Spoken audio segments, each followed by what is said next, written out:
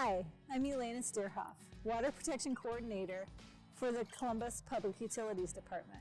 I'm here to talk to you today about invasive plants. We have many invasive plants throughout central Ohio, and they have a major impact not only on our wildlife and ecosystem, but on our water quality as well.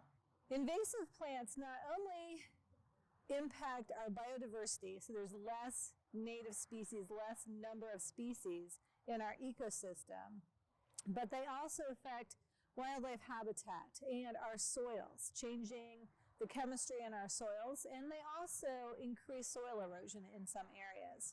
Invasive plants like honeysuckle can contribute to soil erosion because their root systems are very shallow, and they don't have roots enough to hold back the bank, especially during stormwater events when the water is flowing very fast. Another way invasive species outcompete is they produce a prolific amount of seeds, far more than many of our natives. So they're just putting a lot more seeds on the landscape that can germinate and outcompete our natives. A lot of times these seeds are eaten by birds and other wildlife, but they don't have the nutritional value that the wildlife needs.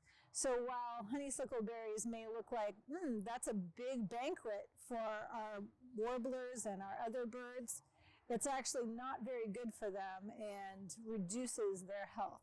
Honeysuckle in particular sends chemicals into the ground that inhibits the growth of other native plants. They're called allelopathic chemicals.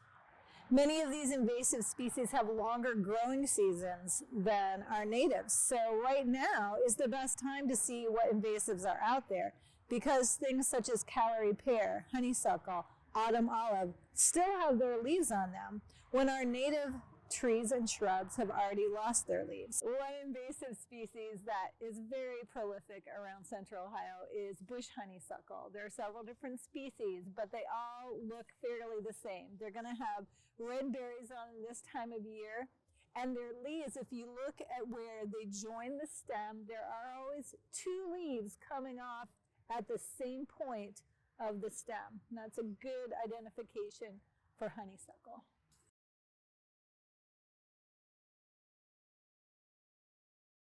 So to remove honeysuckle, you can cut it off at the ground, but you will need to treat the stump with some herbicide. Check the herbicide label as to what concentration you should use.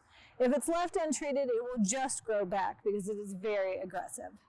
A good way to eliminate honeysuckle, especially this time of year, is to use a foliar spray of herbicide because all of our native plants have lost their leaves. And the chemicals will only go into the leaves of the honeysuckle. Now, even though you do a foliar spray that will kill the honeysuckle, the dead trunks and limbs of the honeysuckle will remain. You will want to remove those as well because other vine invasives can then take over because you provide them that structure to grow on. But once you remove the invasive species, you'll notice you may have some pretty bare ground below you.